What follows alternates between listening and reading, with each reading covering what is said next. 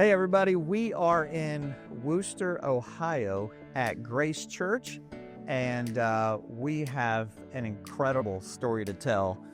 Pastor Nick is with me, and wow, crazy stuff has happened here. Has blown my mind.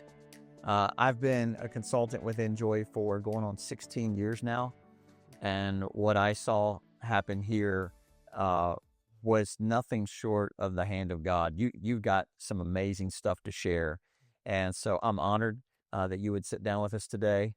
We also have a couple of other guests with us, and we'll let them introduce themselves. Why don't you tell everybody a little bit about yourself, family, how long you've been pastoring? Yeah. My name is Pastor Nick Cleveland, and I've been here at Grace Church for over 20 years. I've been the lead pastor for just under 10. My wife, Vicki, and I moved here to be the youth pastor years ago, and we have 3 children, and they've kind of grown up in the church. And then we went through succession back in 2016, where I took over the senior leader following a guy who had been here 37 years. And under his leadership, God had been very faithful. The church relocated, went through a series of building campaigns. The last one was our Next Gen Center, our student ministry center, when I was the lead of our student ministries. And it had been about 15 years since we have done that. And so our church went through a lot of transition in leadership, and we were kind of ripe. And what God did in our campaign was nothing short of a miracle, only God. Yeah, only God. Amen. Yeah, so we also have another guest with us. Hey, I'm Jeff Walter, so I'm our operations director, and with this came a lot of the finance side of the campaign, and so I've been on staff for around 8 years or so, but love working at this church and love working with Nick, and it's been an awesome fit.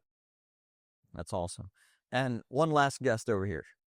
I'm Matt Yost. I've really grown up in this church. I'm a board member here. I'm not on staff, but I've attended the church for almost 40 years and have the privilege of serving in a variety of capacities. I've been a part of all of the building projects that we had at this church. Served with Jeff as the co-campaign chair for the next project. Yes. So, pastor of the church, and for the purposes of this conversation with a campaign, the 2 campaign directors that co-directed together, wow, it was an amazing journey. So we are past commitments about 4 months now, something like that. And we're seeing that the giving is actually outpacing what the commitments were at this point.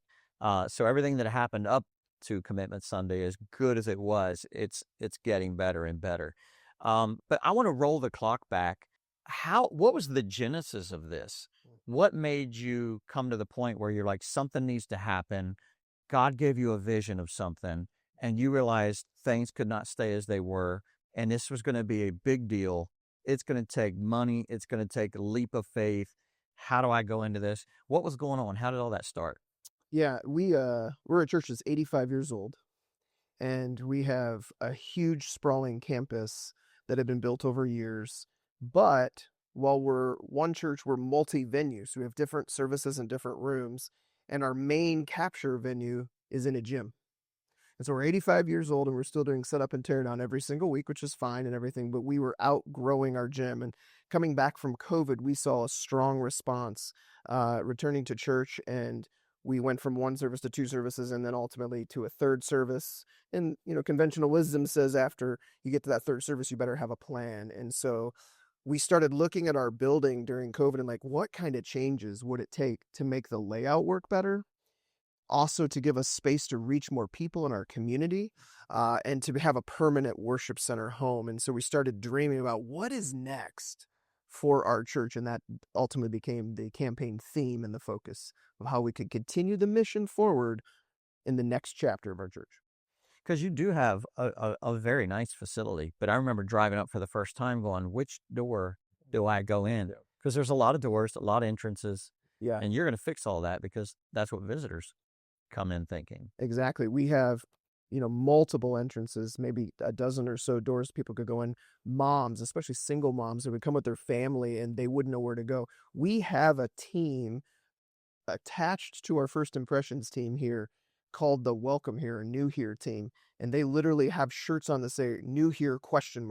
and they're looking for people that are lost in our building because it's so sprawling and can be a little confusing. And so we're hoping to solve some of that with a better layout, better flow to help families. That's incredible. Looking for people that are lost. Yeah, quite literally. Right. Spiritually, literally, the whole 9 yards, yeah. So how in the world did you get hooked up with Enjoy? Yeah. I was on a sabbatical a few years ago, and after our board went through the process of saying, hey, let's take another step and maybe try to address this, we kind of had the thought that this would be a multi-phase campaign, the number of things that we wanted to do. I had never led a campaign.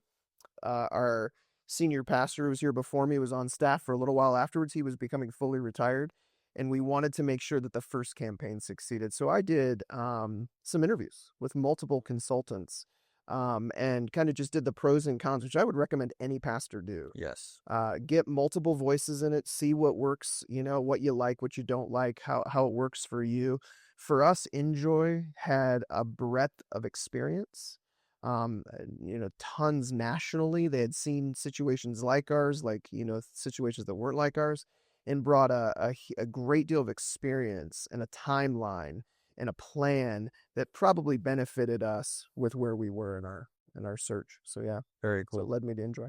Very cool. And you guys had been to one of our seminars years ago, right? Yeah, back when we first addressed this before our succession, our current senior pastor, myself, and our executive pastor went to a campaign, Okay. a mini conference in Atlanta for a day or two, and we were trying to address a few different issues, thinking about it, and we learned a lot there. So we were familiar with it, and we're familiar with Joel and his ministry through the years, and so it was one of the lead names for us. So did you have a feel for what this would cost the vision that God had given you? Were you that far along? I had an idea, but it kept getting bigger. The more we got into it, for sure. I didn't think our church could, and even looking at, all the consultants have their metrics, and it was well beyond every single one of them. And so as we looked at, common themes of that, we're like, this is 2 or 3 times what people say our potential is. So this is probably a multi-phased campaign. So yeah. I wrote a book, shameless plug. I wrote a book called God Honors Movement. And in that, one of the things I said is that any pastor worth his weight in anything has a vision that is much bigger than the apparent provision. And you found yourself in that place, right? Yeah, absolutely. As a matter of fact, I remember standing in front of the church when we went to the public phase of the campaign in the first week and saying, hey, we're working with a consulting company and experts, and they say we can raise this much money. Now, here's this vision, and it's 3 to 4 times the amount of that. And then I literally said, and you're going to wonder how we're going to make up the difference. And I don't know. So this is a faith venture. You have the numbers guy beside you here.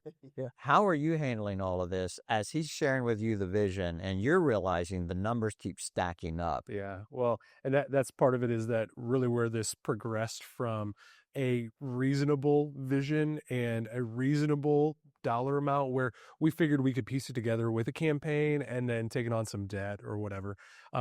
Whereas it continued to grow, I think we all kind of got to this point where we're like, this is going to take a true act of God. Like this is no longer possible to do all in one shot and kind of come up with the man thought through way to get there. It took only a God move. And so that's exactly what happened for us, which is amazing to look back on. But yeah, no, I think the funny story that Nick and I would tell throughout this summer was, one day he'd wake up and he's like, we're going to get there. This is going to happen. And I'd wake up the same day and I'm like, there's just no chance. and then the next day, I'd sleep on it. I'm like, you know what, Nick, I think you're right yesterday. And then he'd show up and he'd be like, man, you're crazy. What are you thinking? There's no way this is going to happen. Right. Back and forth. And it was every day that it seemed to go back and forth like that. And again, what's so cool to look back on is just how God did move. Yeah. So you're an elder, your vote matters, your voice matters. You have a big say-so. When did they approach you in the initial stages of this? And what did you think? Yeah, it was very early on in the process. So 2020, 2021, somewhere in there when the idea was spawned. And frankly, Jeff, I was skeptical at the beginning. I mean, on the board, one of our responsibilities is to be good stewards and to really discern what we should be doing with the finances of the congregation. And so my initial thought was, well, let's try to retrofit what we have and let's try to be good stewards here. And if we reorient and renovate, maybe we can save some money. And as we got into looking at the drawings and the estimates there, it became pretty obvious that that's not a good use of funds and it's not much more to just build. So that's when I kind of started to see the vision that, yeah, this is a possibility. This could work. And then the number, like Nick said, just kept growing. It's like, ugh, how much debt are we going to need to take on? And is this possible? But frankly, once we really made that decision that, hey, we're going to make this pitch, for some reason, I had a sense of peace about it. I just felt like, if God wants this to happen, he's going to bless it. It's going to happen. I was never really concerned. I was surprised when I found out how much our congregation gave and how they responded. But it truly was, as they said, an act of God. It was, I don't want to go so far as to say a miracle, but it was just an amazing movement, an expression of what our congregation believes in this church and in what they believe in their Savior. That's exactly it, is that our church has experienced the growth here. Again, not to brag on us, but we were one of the fastest growing churches in 2023 in the country, right? We were like 97. That's before the campaign. Before You're the one of the campaign. fastest. And so we're seeing this growth. We're seeing the life change. We're seeing the stories. And so it was this, one of the first things you told us in the initial meetings was this wave of momentum that we wanted to have, right? And so that's what the campaign was going to build for us. And honestly, God was working the whole way through before the campaign, where that wave of momentum was building and building, and it crashed in a good way, as you would have described it before too, where it crashed in a great way, where people just came through with generosity like we didn't expect. We know we have wildly generous people, and yet they came through in a way that we were blown away by. I'm curious because, Matt, you're a businessman. You're in the business world. You handle a lot of stuff, a lot of money. But these two guys talked you into this somehow. And the rest, how many elders do we have? We have 11 total, counting myself, so 10 others, yeah. So they talked all you guys into this. Was it difficult? Was it a difficult journey for the elder board? Yeah, I think so. I mean, we try to be very discerning in what we do. And, you get the questions of, well, should we be spending this money on ourselves? Should we be planning campuses? Should we be giving this money to missions and reaching people that way? And all those are very viable uses of money. But these guys are very persuasive, and they make very good arguments and very biblically sound arguments. I'm not saying that they pulled the wool over our eyes. It was all very, very grounded in faith. But yeah, once we sort of caught the vision, the board was all in. And everybody was rowing in the same direction, promoting this, really building it up and talking to their friends and influencing people around them to see if we could make this thing happen. I got to say, he's being very gracious. And as a leader, I got to tell the whole story. I had a vision for half of this, which I thought was a bold vision beyond the provision. Mm-hmm. And I went to present it to the board at the wrong time in the wrong way. And I own that. It was a miserable presentation. And I was like, guys, you got to go with this. And you're like, I'm presenting this. And they're like, I don't see it.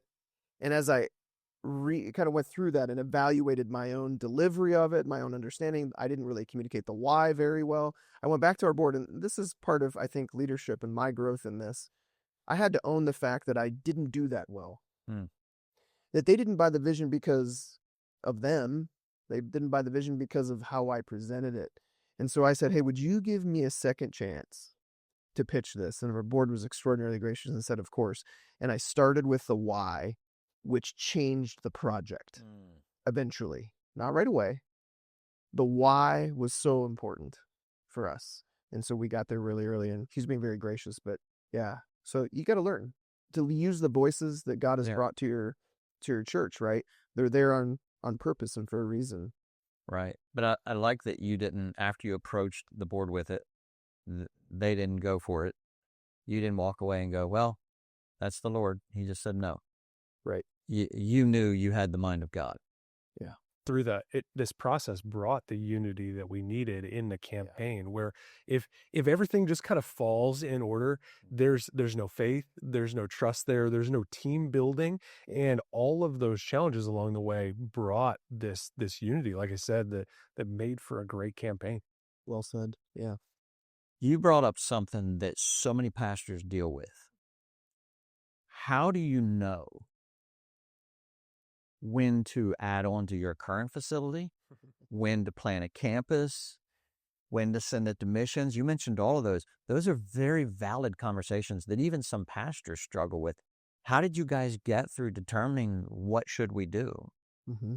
It was a process, and it wasn't sequential. A lot of it overlapped each other.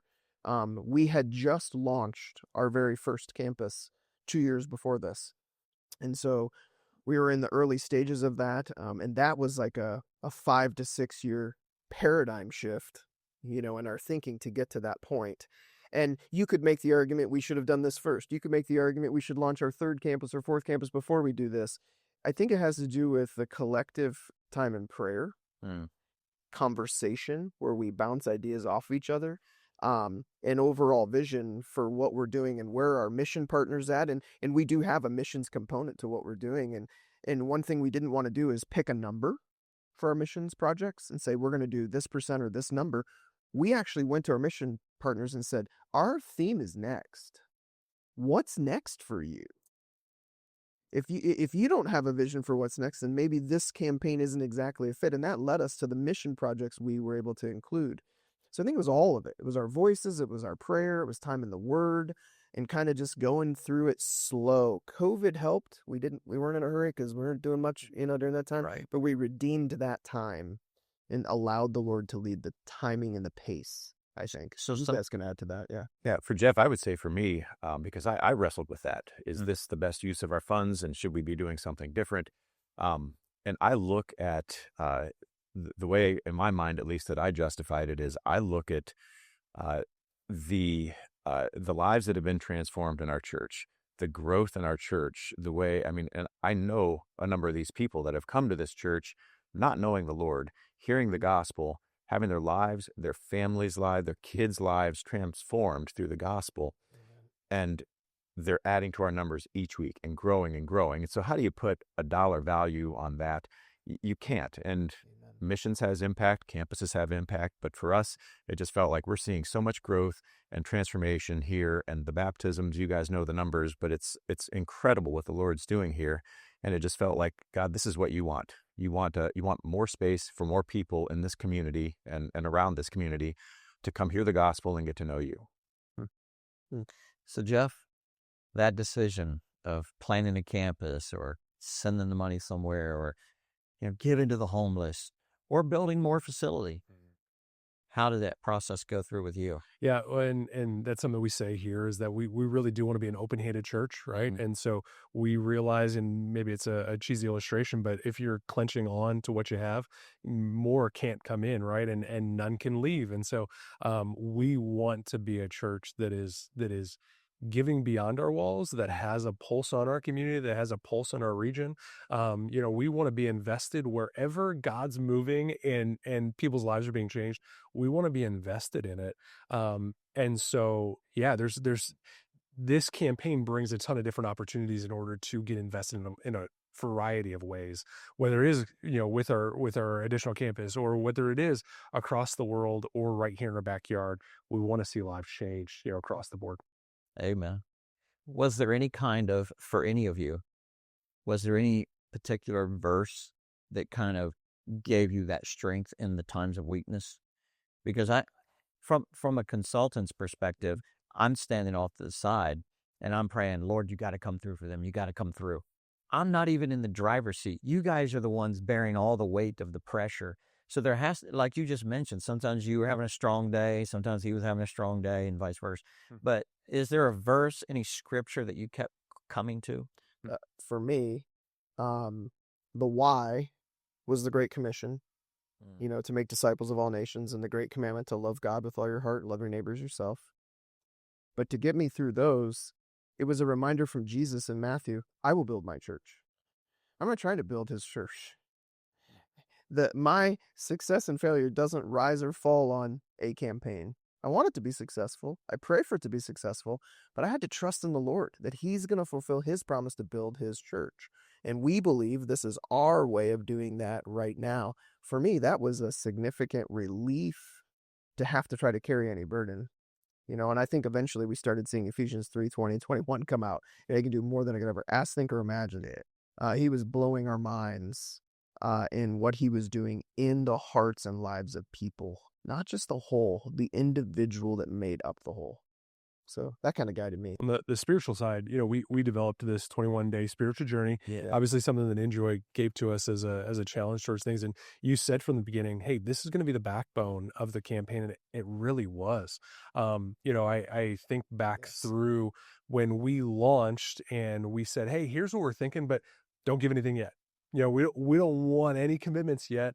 We want you to walk through this, a 21-day devotional, and it's chock full of everything that you just said, whether it's one verse individually or each verse every single day that's in here.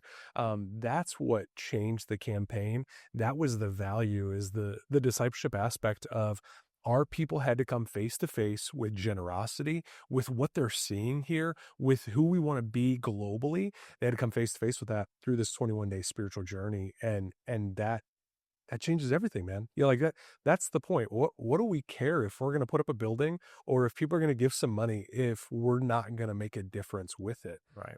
That's why we're giving. We said it repeatedly in the campaign. If we raise money and build a building and that's all we do, we fail. That is not the primary. That wasn't why we started this. We started this to make more room to reach more people with the gospel. Right.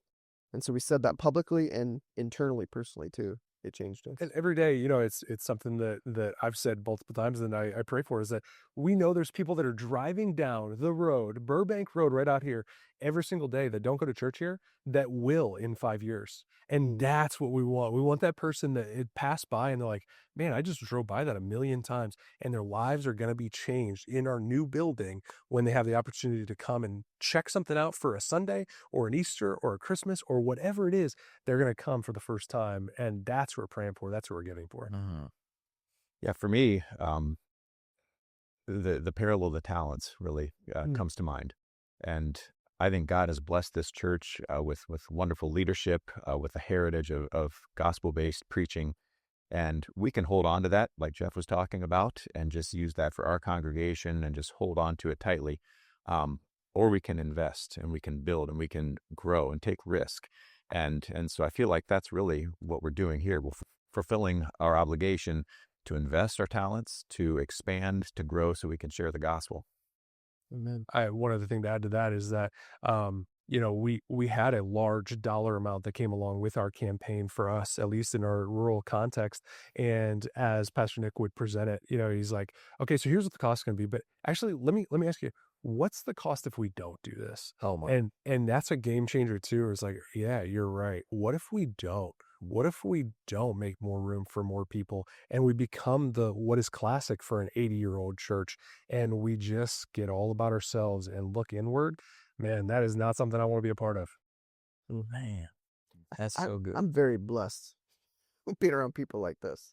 Like I really want to emphasize the value of listening to the pastors and leaders, to your leadership teams, your boards, and your key contributors and stakeholders in your ministry. I've learned so much being around. The process, more than the product, was almost more valuable to me as a leader. Because I'm learning just listening to them today. It was interesting to me, too, when we first started our conversations. I was the brakes. Nick was the accelerator. And then once he kind of convinced me, yeah, I see the vision. Then it was like, Nick, why do we stop? We need to do this. And Nick was like, well, okay. So we kind of flipped roles. That's funny. Yeah. To me, the project and the vision was so big. We had a person in our church that was kind of coaching me too, and they had raised some money other places in some public, scenarios. And I was like, well, maybe we should scale it and I'll present this part of it. And they kept saying, you can do that. You won't get that. And you'll never get all of it. and they kept saying, pitch the whole thing. And I was worried we were going to get stuck at the 2/3 mark, which, by the way, was double than what the experts thought our potential was, right? And I'm thinking, if double what they think our potential is only 2/3 of the way, what are we going to do? We don't have enough to get to the rest of the way. This is going to be, we're going to get, there's going to be a trouble. Pitch the whole thing. And so it's another voice I was listening to, like, hey, this person has wisdom and God is speaking collectively. So the collective voice of the church really matters. It's not really, it wasn't my vision. Maybe I started it. Maybe I got the spark going a little bit for us. This was our vision, really. So if it started with you and then it went to the elders, how'd you handle taking it to the church? Mm-hmm. Well, that's where Enjoy really helped. Okay. And I'll say this because I'm not convinced that I would have wanted to do all of the meetings that you made me do. I met with 519 people the summer before our launch in various sizes and settings. And I've never grown more as a leader. Sitting there with my wife in these dinners, listening. We brought a rough draft. Like we said, it kept ballooning. We brought something, and through the 519 meetings with people or people that we met with, it actually went up another, third the price, because that was the feedback we were getting. I'm like, well, if this is what the church is saying, then we should listen. And it got even more ridiculous. But I learned how they view life. I've learned about how some people are incredibly generous with not just their money, but their abilities and their skills and what they value in our church, why they love our church. I feel more confident as a leader, and I had to get to a place, Jeff, where I actually believed in the vision. And I kind of wonder, as a pastor, if I didn't have Enjoy with me, I might have skipped a few of those and maybe justified it with, that's really busy. It's a lot of work. I've never worked harder than in a campaign. It's a lot of work. That's high pressure. I don't know if I want to meet with those people. They don't really want to hear me pitch this vision. They're going to, all of those reasons that pastors, we all give, I've given them myself. I get it. But it kind of held me to the standard and the timeline to do it. And regardless of the outcome, at the end of the summer going into the campaign, we already won. Why do you say that? Because the leader listened to the church, and we were one church. Our vision is to be one church, united around our mission, thousands of locations. We're the hands and feet of Jesus everywhere we go, and maybe a few campuses. That's our vision. One church, thousands of locations, a few campuses. I understood the thousands of locations, and we were one church. We already won. I think that culminated when we had our leadership launch night. There was a different buzz in that room than any night that I've experienced here at this church. It was a rally where I was up on stage, Matt was up on stage, Nick got up, I think, and kind of launched things. And like, it was almost like no matter what you said was going to be met with applause. Like, people were so jacked up. They were just so excited, man. We were in the office that day, and I'm insecure as a leader. I think all leaders are insecure. And I looked at Jeff, and I was like, this is a bad idea. This event's going to be terrible. The leadership launch? Yeah, this is a terrible idea.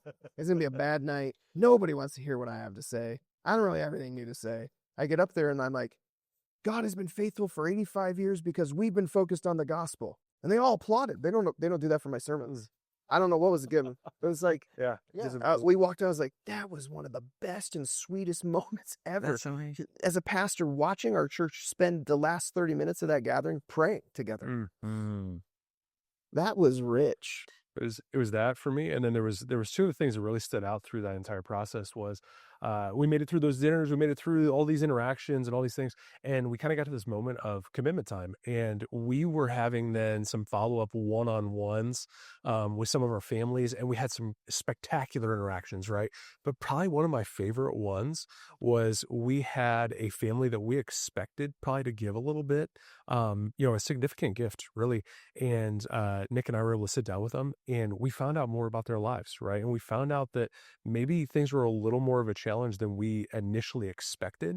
And we were able to just, with that pastor's heart, be able to say, hey, like, we're done talking about the finances right now. We're going to pray for you. We're going to care for you. Here's what we want for you as kind of next steps.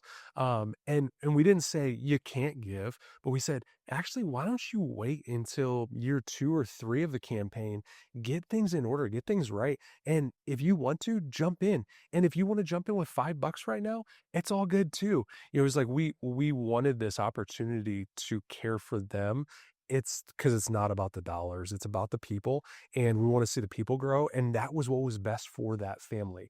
So that was one thing that really stood out. And then I think the other that is key is, I think so often, because of that insecurity and those things that you already mentioned, Nick, is a lot of pastors, maybe they do have one of those interactions to ask for a significant gift. And maybe they ask once to have the meeting, and maybe the text isn't responded to, maybe the phone call is not responded to, the email, whatever it is, and they give up. And that is a big mistake. We wanted to not to pester people, but we realized if we're really going to do this, we have to follow through. And sometimes that took 3 texts. Sometimes that took a second phone call in order to get the meeting set up.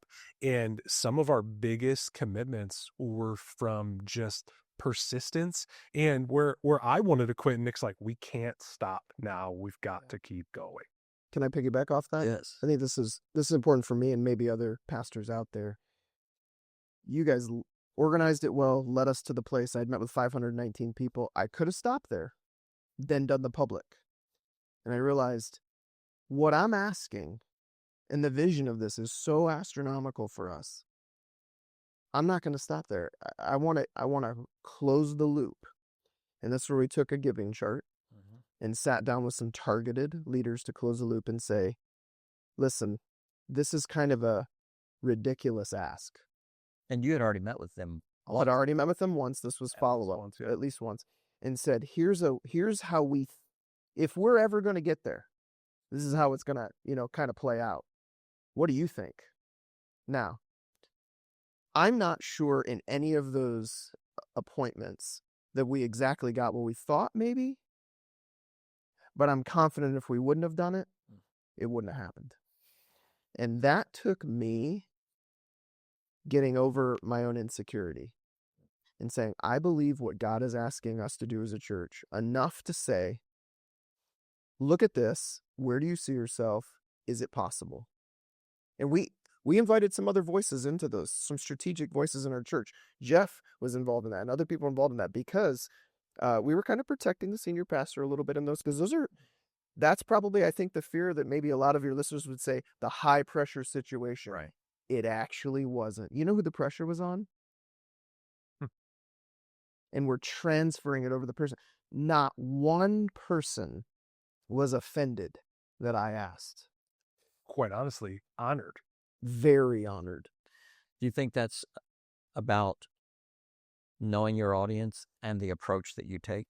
Probably. I think so. We had ongoing relationship with our key contributors. We had met with, some of our top givers before in brunches and whatnot, and just casted a little bit of light vision, nothing related to the building. We did a mini campaign, not even 10% of what we just did the year before to help a need. And so we had done a few things where we had gained some credibility and relationship there. And so you know your audience. It would be really hard to close that final gap if you don't know who they are. And I know that's very controversial in the church world on like knowing who the top givers are and all that. But I think for us, having the relationship was key. Yes. And you don't have to know exactly how much they gave. You I just don't. need to know, are they in this world? That's right. That's exactly it. And I think the importance is that whether or not you want to know the numbers and you don't, is we want to know who's bought in, because we can't take a vision to people that aren't bought in. And so we want to go to the people that are already giving and already committed to the church. That's where you have, a significant commitment towards. You go back to those gatherings, those 519 people we met with. I got to tell you one story. It was hard to fill those at some points, right? It was over the summer. It's hard to fill them. We had an assistant that maybe made a mistake and invited someone. They thought they were coming to a small group Bible study. I knew the person. They'd been here a long time. And I was like, no, come in. And they're like, I don't belong in that gathering. I'm like, no, come in, absolutely. So I figured, this person was going to get a free meal and enjoy being in on hearing about a vision before everybody else. Did not think that person had any capacity at all. And ended up, when the campaign happened, made a pledge for a 6-figure gift. And this is truth. I made a secretary call in a coy way to make sure it wasn't a typo, because I was like, no way. So the greatest mistake that we even made, invited people in. Pastors tell me all the time, I was hanging out with a group of 10 senior pastors the other weekend. Oh, we don't have people that have capacity in our church. Don't believe that lie. Because God owns a city on 7 hills. Yes. Like, listen. I don't know if they'll give, but they won't if we don't ask and have a vision for it. So her getting to the church didn't reflect that she had capacity to give to a vision like this. Not a top contributor. She had And built a rental business and sold a couple of rentals and gave it to the campaign. she wasn't offended when she showed up and you're talking about vision. No. And her giving proved that she wasn't offended. It's amazing. That's a cool story. So much so that when she dropped off that first check with tears in her eyes, was like, I love this church. This church changed my life. That's why I'm giving it this clip. What did she say when you had an assistant call her to verify? I think it was, again, I was standing there. It wasn't on speakerphone, but I think she kind of laughed and was like, no, it's for real. It's just because it was pretty amazing to see. Yeah, it was pretty. We just didn't want to add wrong either. I had the wrong number. Jeff, I got to chime in a little bit on some of these things. These two did, I was in a lot of the meetings, not nearly as many as they were, but these two did an exceptional job in the way they presented to the congregation in the small groups and the larger groups. In my role outside of church, we were in a sales industry. And we always say that the sales are made in the uncomfortable situations. And you have to push yourself and you have to make an ask that isn't always comfortable, but that's when things happen. And it kind of took some pushing here too, because asking for money is not an easy thing. Do not enjoy it. But the way they presented the vision, the way they framed the ask with actually putting some dollar figures and categories of giving, and we're going to need some people here, and asking them, who else might you know that we should be talking to? The way they approached it was exceptional. And I think that's a lot of what drove the results. I'll say too, when it comes to the meetings that they hosted, that our whole team hosted, Nick did an excellent job of setting a tone of humility and garnering buy-in. I think he could have very easily gotten up and said, our board and our staff, we've done the research and we were working with a consultant, and this is what we think we can do, and this is what we need, and here's how we're going to get there, and we want you to come with us. But it was not a top down. It was very much hey, here's the growth we've experienced. Here's the heritage of our church, of sharing the gospel. Here's what we're feeling called to do. We want you to help us. What do you think? What should we be doing differently? What should we be considering? And as he said, the price went up by 50% after we asked those questions, because they said, well, the lobby's not big enough, and well, you need to have more seats. And so slowly our constituents really bought into this and felt like, hey, I'm taking ownership in this too. And we used their ideas. I mean, it wasn't just a token ask. We actually made some changes based on the feedback we received. So I think they did an excellent job of just setting that tone of humility and garnering buy-in from the congregation. So we took the pitch deck, 519 appointments, and got feedback. And all the ones with my wife and I, my wife took notes on every person's feedback. We gathered all that feedback. In all the other gatherings, I invited our senior staff and beyond to join those gatherings and stand at tables afterwards and listen. I want you to go find a table and tell them what you think of it. And we just garnered all that feedback. And then at the kickoff, I presented the tweaks. I said, you all were invited and you came and you heard this. Well, this is what you said. And so now we're asking this. It was listening. What did your wife think about going into a campaign? Well, she is very quiet and reserved, and so she is not an upfront person. She actually thrived in the dinner settings where it was her and I and 3 or 4 couples. She really enjoyed that. And she just got to share a little bit of an update of our family. And then she believes in what God is doing in this church, and our family has been transformed by this church. And so she shared that and then listened. And then afterwards she would say, hey, that person said that. Did you catch that? And I'd say, no, I didn't, because she's smarter and more observant than I am. And I said, that's a really important thing that you picked up on. So it was a team. Ministry happens best when it flows out of our marriage. So it was very much a team there.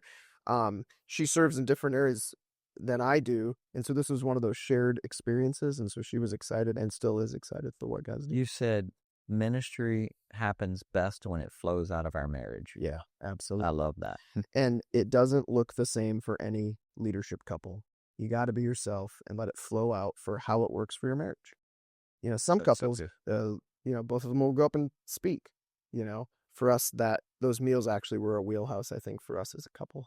That's so good. So it's interesting, some of the things you focused on, because if there's anywhere in a campaign that a pastor is tempted to skimp on, it's meeting with high capacity leadership in the church and sharing the vision first and doing these meetings, doing these dinners. They want to consolidate them, do one big, huge gathering. How do you feel about, you could have thrown everybody in an auditorium at one time. Do you feel it was more effective by gathering in small groups like that with them? Way more effective.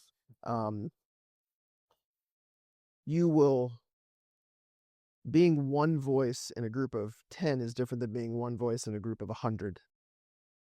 And you'll hear better from those voices in groups of 10 that are carrying significant weight of it. And that helped us see that. Now, the last gathering that we did, of all of them, because there's 3 different levels, we actually went outside. And I would encourage churches, there's times when you know your context and you have to make decisions that are best for the church. And, we might have even debated it a little bit. The last meeting, we opened it up to our whole church. I didn't want anybody going into the campaign saying they weren't invited. They didn't all come. It was the biggest one of all of them, but they didn't all come. But they were all valued. And everybody's input was valued the same. That whole fear of favoritism was not true when you're inviting everybody to come and listen and everybody to come and share. We took their input the same as we did in the first meetings with, high capacity givers. It's way better in small settings.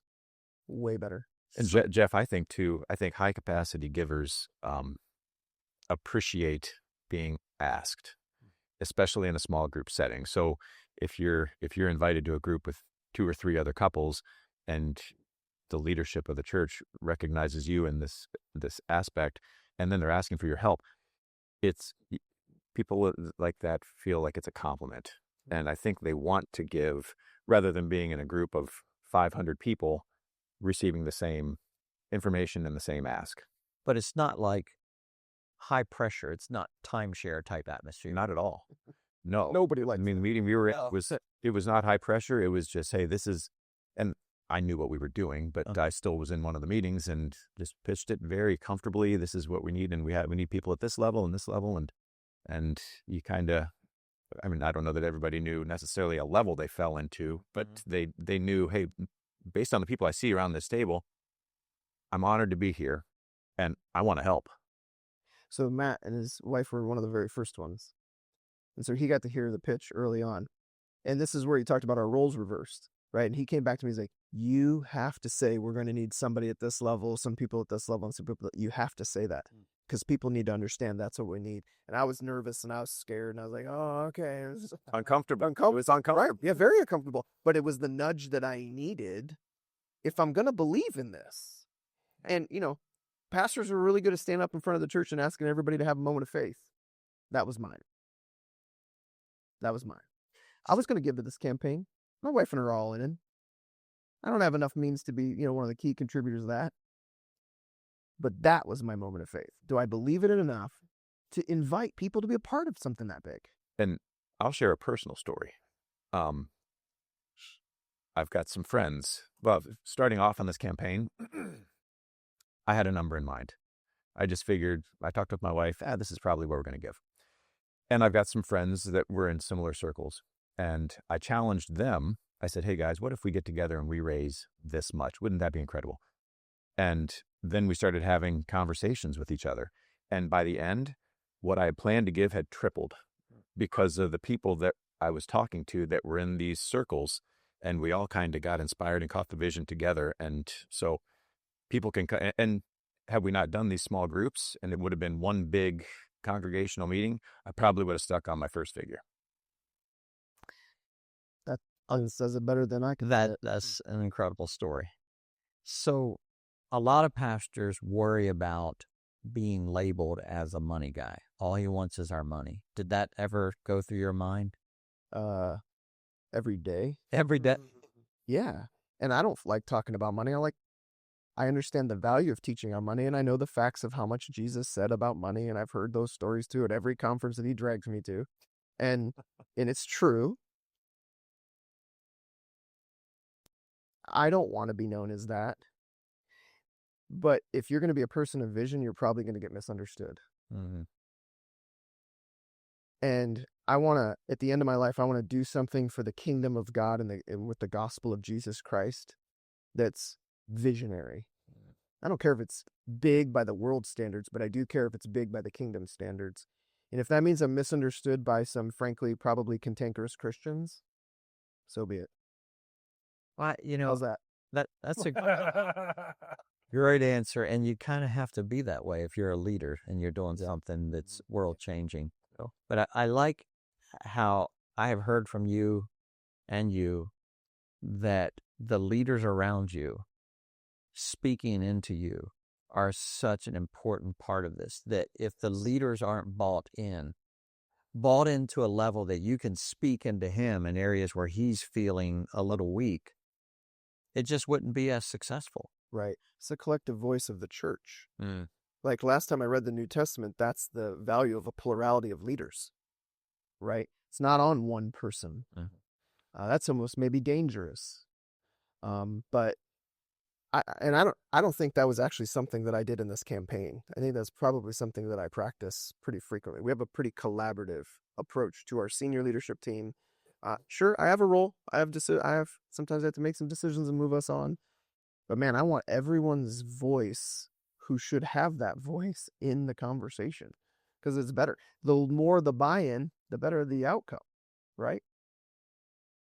So do you feel like, going from that very first meeting where you pitched vision and the elders shut you down, and then you came back and you Thank you kept for reminding me. again, and then now you're going to the whole new level of everybody who means anything in the church who can move the needle for resources. Now you're talking to them. How do you feel Enjoy helped you in creating that narrative and what to say and how to say it? Yeah. Well, I think you helped me it's a sermon series, right? Because you're going very public. And so we've done the leadership, gathering, and we have it all laid out. The timeline is very helpful.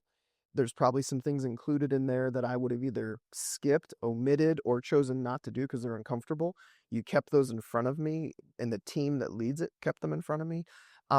Taking the pitch deck and shifting it into sermon form was significant. I even know a church that's kind of like a sister church of ours about an hour and a half away from here. They're doing a campaign right now, and they're not using a consultant, and they stole that idea, even some of my jokes in it. And so I'm like, hey, your ministry there is being, multiplied into their life.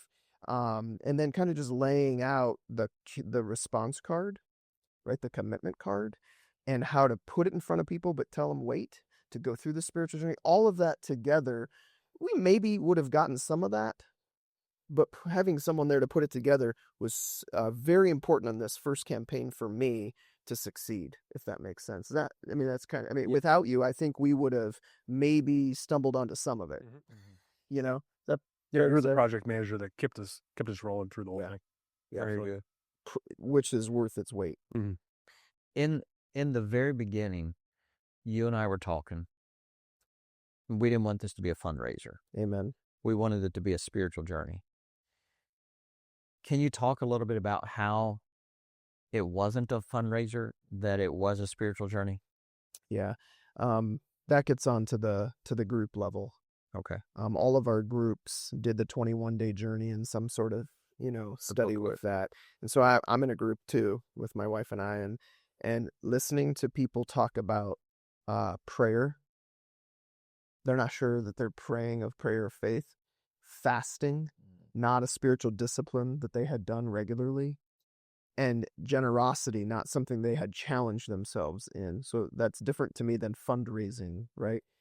And those concepts were transformative by the Holy Spirit nudging them, and listening to their transformation stories are priceless.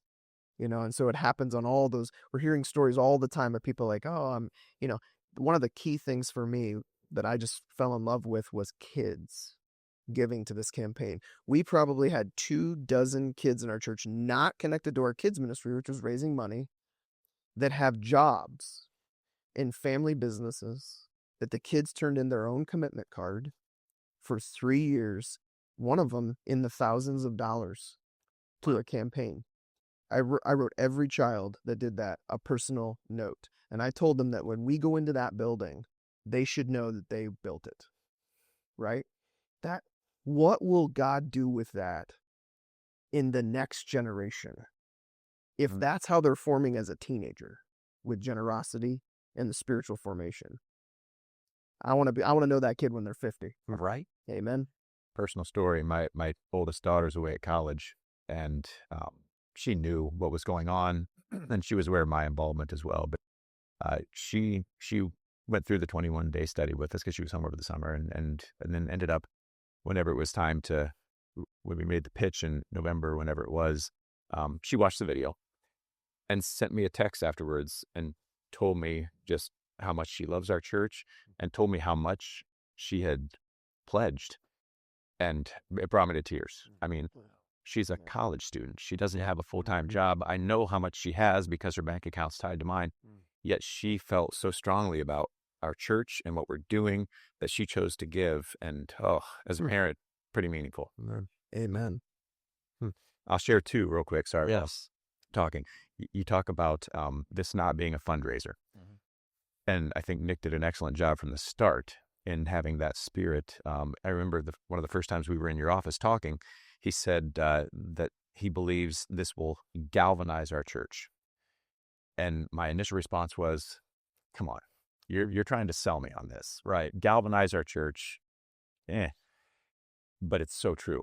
I mean, as we went through the process, I always say in our business, success begat success, and people want to be part of something's momentum, and it's growing. And when you see results, especially on a spiritual level, they get excited. And where our church, I mean, we were a healthy church when this started, but where we are now, from my perspective on the board, is incredible. The way this campaign has really brought us together, given us something we're all pushing for together. We all see the vision, and it's exciting. That's so good. So let me ask you guys this. If there's a pastor out there that's trying to decide whether or not to use Enjoy, is there something that you could say, because you know what's going through the minds at that phase? I don't. Is there something you could say to them? Yeah, I think Nick already mentioned it once, but as the finance guy, it's like, all right, let's look at the price tag. And you're like, nah, I think we can do it on our own. Yeah. We'll figure it out, right? But seriously, with you being the project manager, keeping us on task, having the phone call when we needed to, again, it wasn't, you never came and said, you have to do exactly this, and this is the only way you're going to do it. You gave us the freedom to do it in our context, but at the same time, then to be the sounding board when we needed it, to be able to keep us on task. So again, from now hindsight, it's like, yeah, no, it was worth it. Every single day was worth it, the price tag. And you're in the business world, you're an elder, you felt like it was a good decision. Absolutely. I mean, you have to, if you're going to do a project like this, you need to invest a little bit of money, obviously, on the front end and throughout to make sure it's successful. And I think the return on what we spent working with Enjoy was exponentially more. It was a great decision for us to work with Enjoy, just to keep us guided through the process. I would say, I want to go to sleep every night thinking about vision and the spiritual condition of our church, not the project management details of a campaign. And what they said is exactly right. You have to invest some, and you can look at the price tag up front, and it's a lot. Every consultant I looked at was a lot. But you spread it out over 3 years, or however long your campaign is, and you start going, oh, wait a minute, is that really worth it? Yeah, I would rather you handle the administrative project management details, and I dream on how to make them us. then get bogged down in doing both. I'm not sure that the dreaming happens quite as well if you're doing the administration. Jeff, I would take the question Nick asked early on to the board. How much would it cost us not to work with a consultant like Enjoy? And it's hard to quantify, but the amount of time these two in particular would have to spend on logistics and organizing and planning, it's hard to quantify that cost, but I would say we're absolutely better off working with professionals like this. Absolutely. Thank you. That means a lot. We have a team of financial analysts. They're scattered throughout the country, but all they do all day long is they take church data that you provided from here, and they crunch numbers and they do financial analysis. They do a forecast of capacity projections, and they're pretty good. They're really good at what they do. I mentioned earlier, I've been working with them for almost 16 years. And when they run a church's financials, and they produce this extensive report, they say, based on your trends, here's what we feel you can raise on a low end and on a high end. So they did that for you guys. We all sat in a room and we went through the data. And their forecast on the high end, how did that make you guys feel when you saw what they forecasted? Did it disappoint you? Did it scare you? Was it what you expected? Yes. Okay. It was what we expected. It did disappoint us when we started seeing what our project was, and it scared us to death to try to do the whole. Mm. At least that's from my trip. Yeah, no, that's spot on. That's exactly right. because you do want to know the state of your flocks, and you do want to make wise and good stewardship decisions. And nobody wants to be the front page of the paper from being a fool in a campaign like that.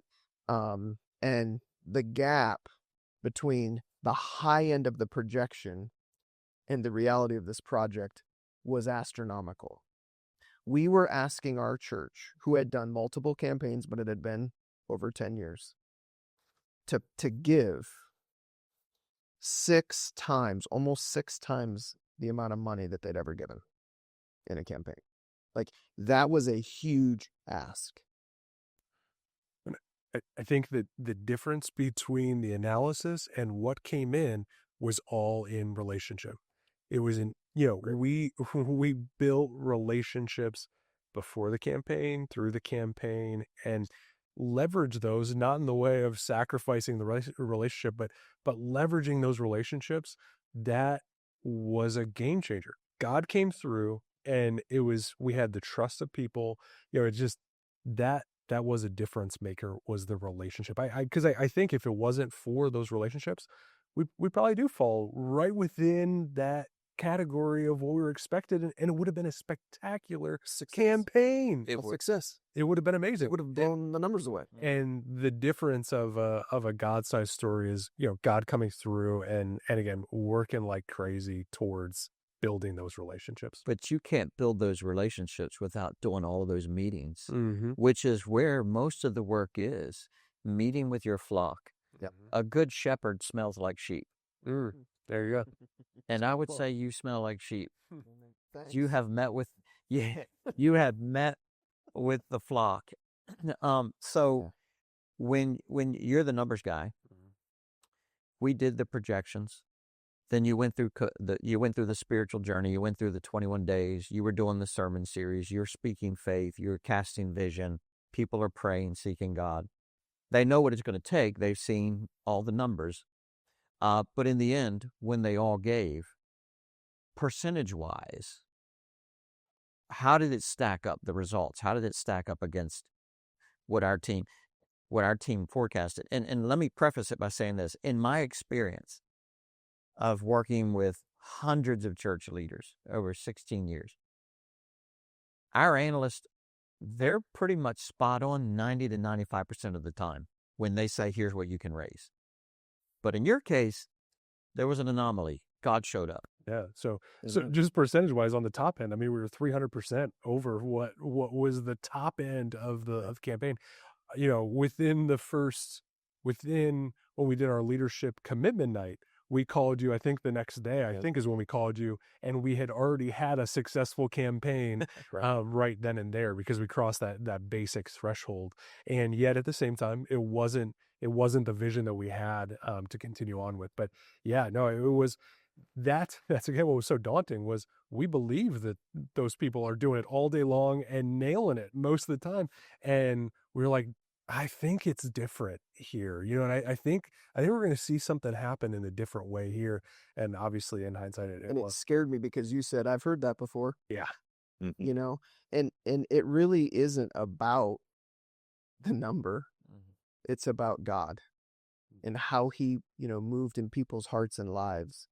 And you you don't get that if you don't go all in. Giving is a heart issue. Yeah. Yeah. And if the hearts of the people aren't touched, Right. they don't give. Right. So anything else you'd like to share with any pastors or church leaders? I just think if I could reiterate a little bit, I know the vision is, seemingly the hard part, but I think it's actually the easy part. We have a dream. You get collective voices into it. You have this vision. The hard part is overcoming our own insecurity to go into the uncomfortable, which ironically, the people who are able to fund some of the vision find as a compliment.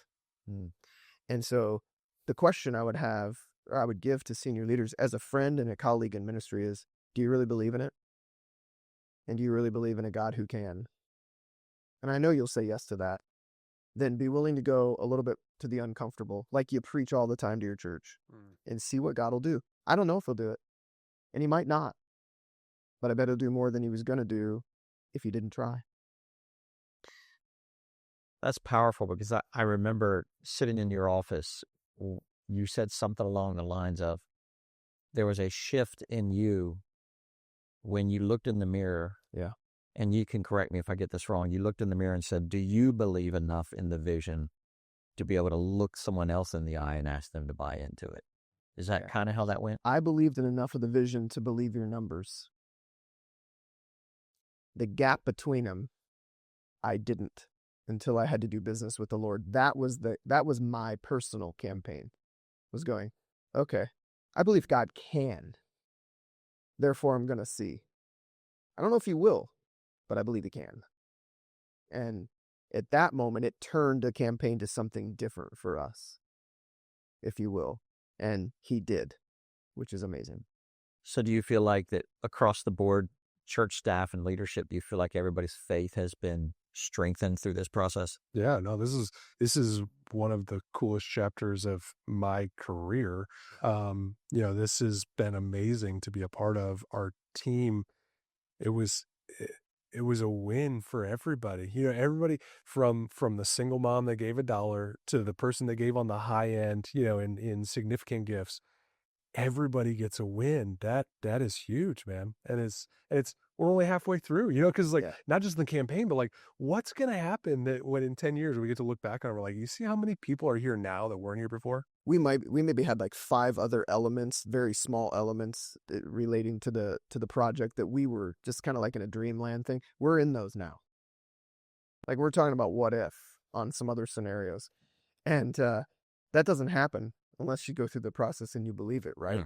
And you talked about a windfall or whatever the Lord is seemingly doing in this moment and being prepared for it. I had an incredibly large vision or so I thought, and it wasn't enough.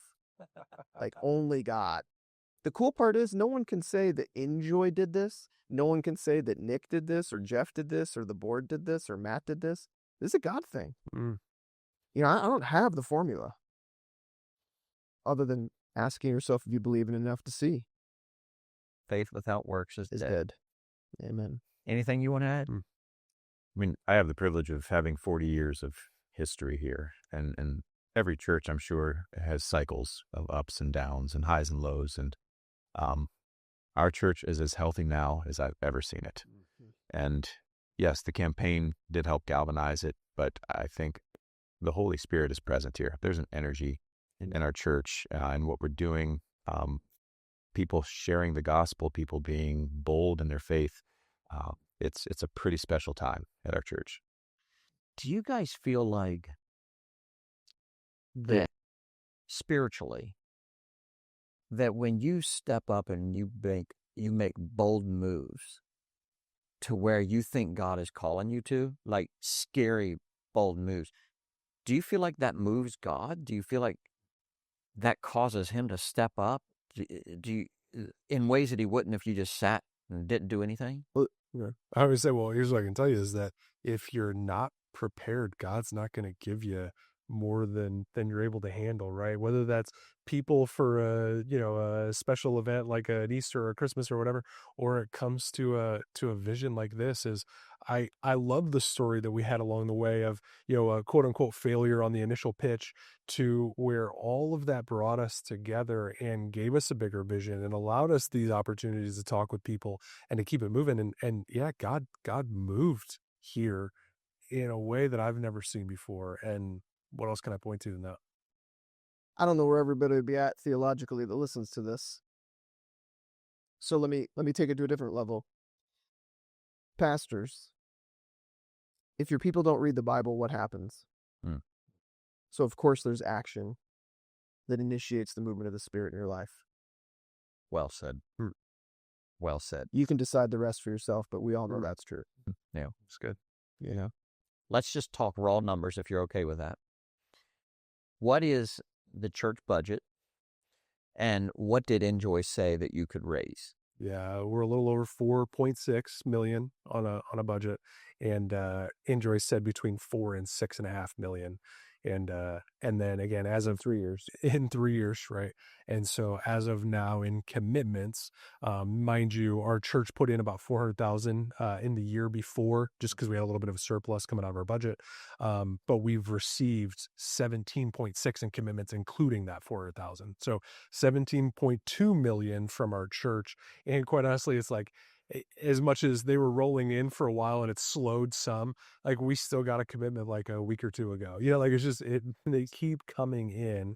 And yeah, and even crazier is some of that momentum that really built was, as we had some significant gifts come in, we had some upfront gifts come in. We then, like, for instance, again, my family, Nick already said, is like, I don't have capacity at anything near the top end, right? But as I saw these high end givers give, I was like, you know what? I think that we can stretch. And here's how we're really going to sacrifice: is we're going to go all in on our gift. So like we wrapped up our 3-year commitment within the first 2 or 3 months, and that's what we saw. And like and I don't say that to people in a pressure way, but when people come to me often as the finance guy, like, well, how soon do you need this? I'm like, well, it's over 3 years. Do as you need to, right? But I also want you to know there's been some momentum towards going up front. So no pressure on you. But if you want to, man, people are going in early. And because of that, I didn't even know he was doing that. how about the sales, Matt? You know it.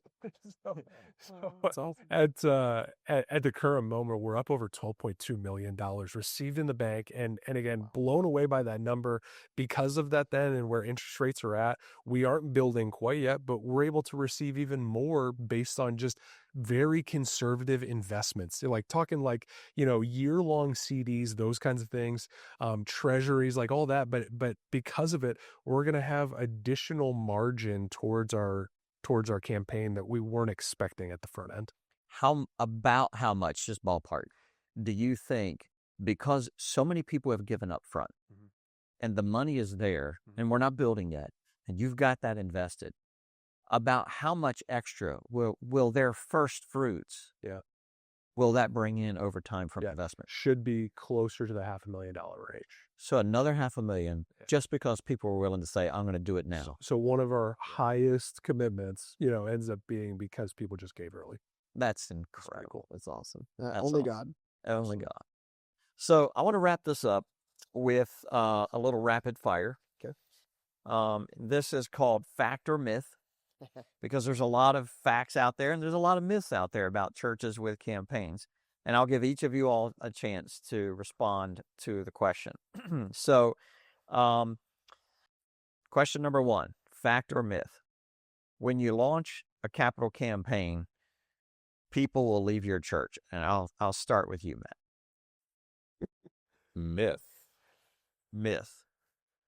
You know what? I think that one's nuanced because I think it's a myth, and yet you're gonna have somebody that's frustrated. But here's what I don't think is that they're not leaving because of the campaign. They're leaving because of something else. Oh, So I'll throw that out there for you. good work. Can we keep him to one word?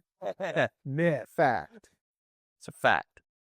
Because of what he just said. Whenever there's movement of any kind, Mm-hmm. people get shaken a little bit and they think about something a little different. When we went through succession, I'd been here 15 years and preached my heart off. Nothing changed, but people left. I could take that personally, or I could go, God was saying, do you want to be a part of this church right now in this season? So, of course, that's probably going to lead to somebody. So it didn't happen to a degree that even an elder noticed anything. No. But that if somebody's already ruffled about something, they're looking for a reason to exit. Or even not ruffled. They're just unsettled in their own soul. Okay. We got to stop in leadership thinking that we're supposed to lead someone far from God to Christ and then to disciple them. And then they start serving, they get in a group, and then they lead other people to Christ, and then they have families, and then they raise their kids, and then they get old, and they retire, and then they die, and then we bury them, and our job is to do all of that. Well, I love that when that happens. That's special. Mm-hmm. How about we just pastor the people in front of us right now collectively to take their next step? I like it. Very good. Can I nuance mine? Yeah. All right. I will grant you, yes, you may have some people that leave. And I agree with Jeff. It's probably because of another reason. And they're likely going to another church that fits what they're looking for, which is great. But for every person that leaves, my guess is you gain more than just one. So at the end, when you look at the aggregate, I think you grow.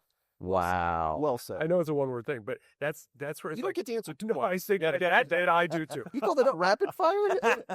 We want health, man, and this has brought health. Yeah. So good. Great point. Next question. Fact or myth? When you launch a capital campaign, money will leave the general fund to support the campaign. I'll start with the finance guy. So here's the challenge is that I really do think that is a myth. We did not see a drop in giving, in September through Christmas. Our January and February is always a little bit soft. So we're kind of at the spot of we had a 6-week gap of a little bit of soft in there. At the same time, we're right back to where we need to be currently on weekly giving. So no, I don't have anything that ties to that to say, oh yeah, once you do a campaign, you're going to drop off. And quite honestly, with 12 million already given and 17 something committed, if it was directly correlated, we'd be down a whole lot more, right? It was just we had a 6-week period of a couple of soft weeks, but snow up here in Ohio and all that, it's part of it. So the other two, any ripples, any undertones of any of that going on from your perspective? It's hard for me to comment on it. I would say I haven't seen anything. And frankly, I think a lot of that comes down to how you communicate it up front. You've got to communicate that, look, this is designed to be above and beyond your normal giving. We need your tithe for our operating budget to continue our mission here. What we're looking at for the campaign is above and beyond. It's 100% a myth. And it does come down to communication. We have historically done an end-of-year Christmas giving, which a lot of churches do. We say this is above and beyond, and we'll do $250,000 annually at the end of the year. We have giving to support some orphans in Cambodia and Thailand through our missions. It's above and beyond, right?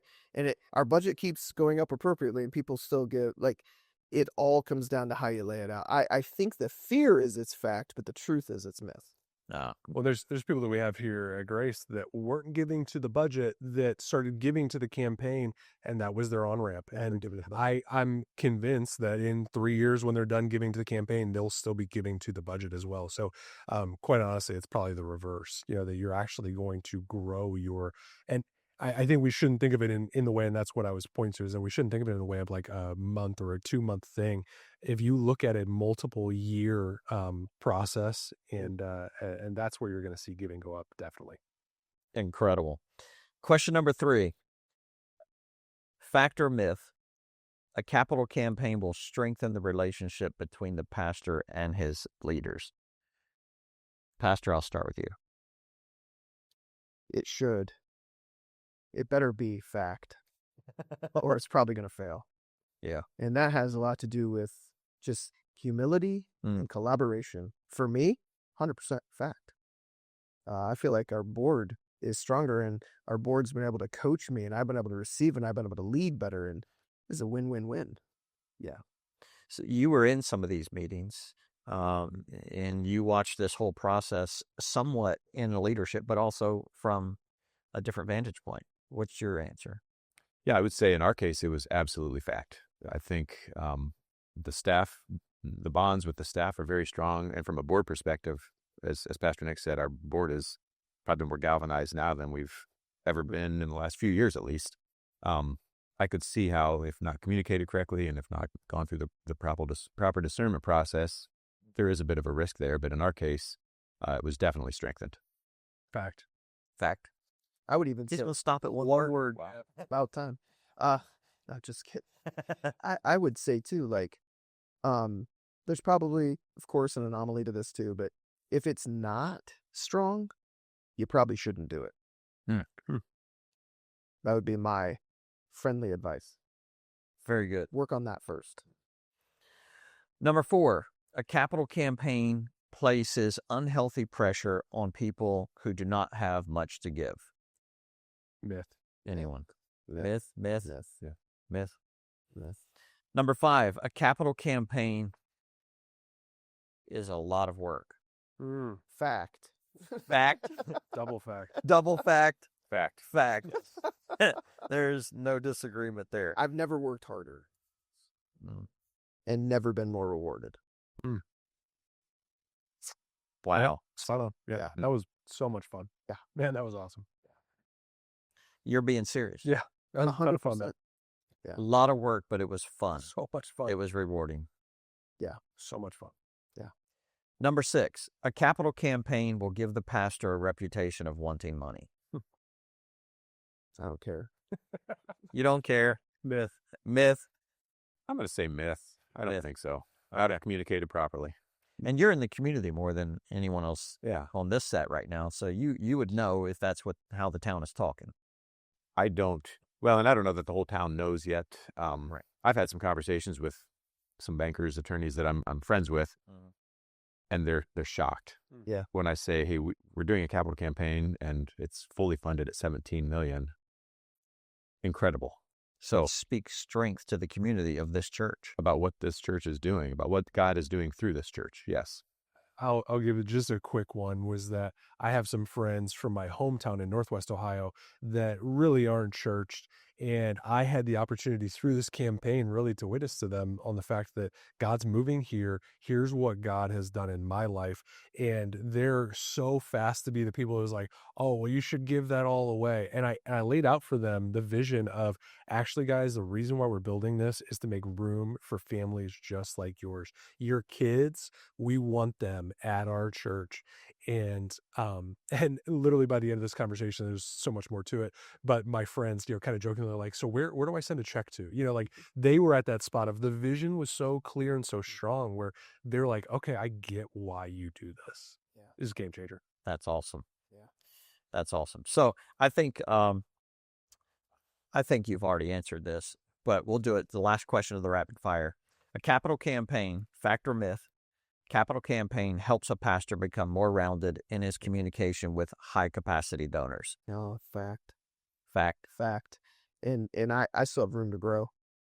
And I can see where I have room to grow now even more, which is exciting for the future. So yeah, fact. Fact. Absolute fact. Absolute fact. Saw it. That's incredible.